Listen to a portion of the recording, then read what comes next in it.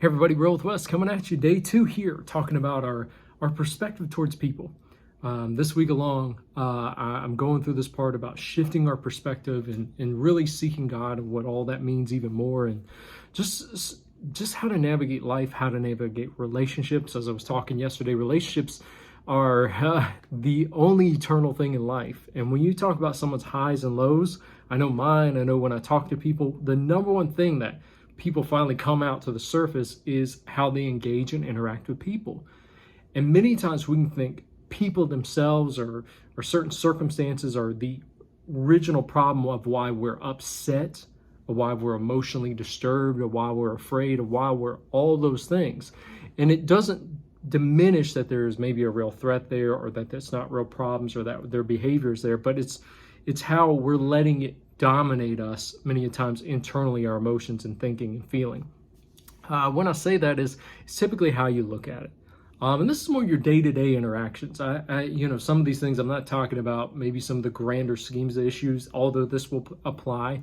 It's not denoting that there's some real issues going on in the world, that people are doing some things that are just like, oh, make you out of your head. But particularly in your day-to-day interactions with people, because that's really the quickest thing that affects us and is the nearest thing that we can be in control in, or controlling ourselves. But it's our perception of people. So how do we change that? Let's go through some roadblocks maybe this week. Let's go through some steps and practical things of how to. Well, the first thing is willingness. It's a willingness to be taught for our perspective to change.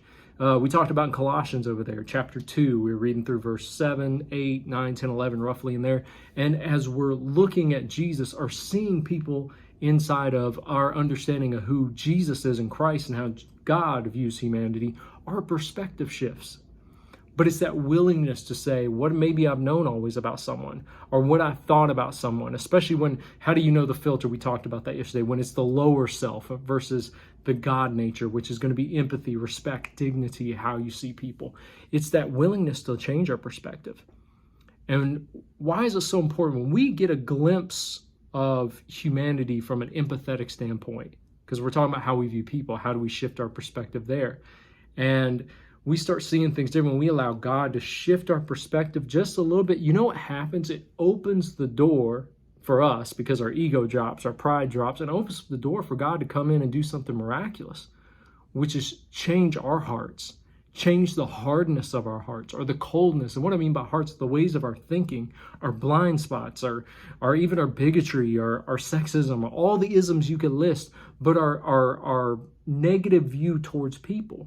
And that's what Jesus was always challenging when you read through the Gospels. Like, I know what your word says and what you think, but here's what really is how I view people and how I love people. So what am I going at here? What's the whole thing? You need a perspective shift.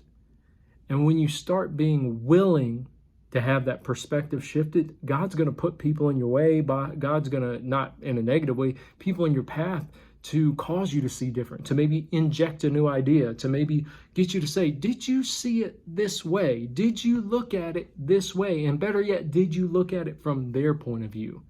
Can you see them on the other side? That's the starting place of our perspective open door, and that willingness to say, God, show me what you see on the other side. It's like you barely crack open the door finally that was closed shut, the hardness, the stubbornness right there, and you barely open it for God, and God will take over the rest.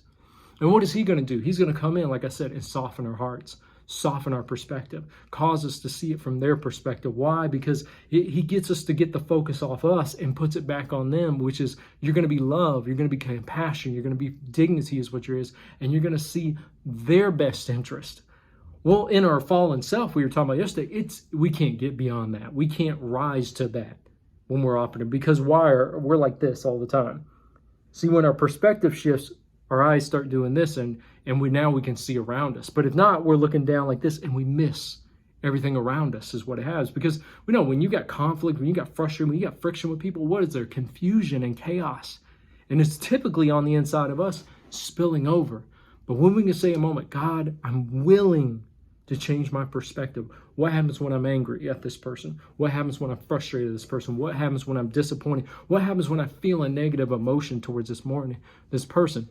There's some grief there, there's some hurt there, you're going to transition. But what happens when I really get stuck in it and it's grinding on me and I'm worrying about it? You need a perspective shift of that person in that situation. And all it starts with, God, I'm willing. And just opening your ears for a moment. And that consciousness, that empathy on the inside of you, letting it overflow and saying, God, let me see it from their perspective. How do I help them? Or, there may be boundaries. I'm not saying you got to get in there and help maybe them. God, I pray for them. God, why? Because you don't want to hold on to that. You want to let that go and dump that off, because it's tearing you apart on the inside. That's the flip side, the benefit of saying, God, let me see compassion on their end. And it may simply be, hey, I prayed for you. Peace to you and deuces. But at least you're not holding on to that. And it's not grinding and messing with you. But all that comes from shift your perspective towards people. And it's a willingness to say, I'm willing to see them in a different light. Because maybe I'm wrong. Maybe I've made some assumptions.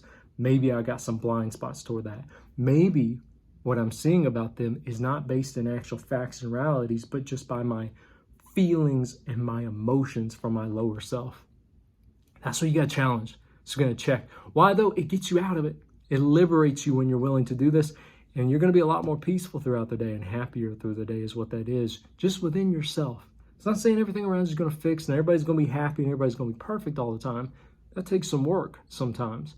But it'll position you to, one, be ready to do the work, or two, at least you'll be liberated from hatred, from all the anger, malicious things, and the falling of self. Well, I got to get them back in the vengeance. It will get you out of that, and you'll live above that.